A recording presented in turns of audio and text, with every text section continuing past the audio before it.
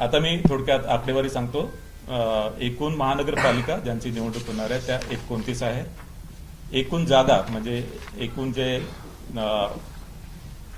एकूण जागा ज्यासाठी निवडणूक होणार आहे ते 2869 जागांसाठी निवडणूक होणार आहे. त्यामध्ये महिला 1442, अनुसूचित जाती 341, अनुसूचित जमाती 77 आणि नागरिकांचा मागास प्रवर्ग 759. एकूण महानगरपालिका 29, एकूण जागा 2869, महिला 1442, अनुसूचित जाती 341, अनुसूचित जमाती 77, नागरिकांचा मागास प्रवर्ग 759.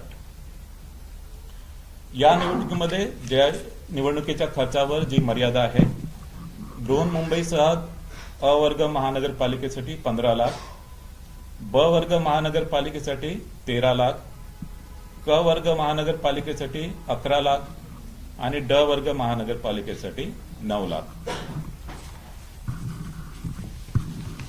आजपासून संबंधित सर्व 29 महानगरपालिका क्षेत्रात आचारसंहिता लागू करण्यात आली आहे.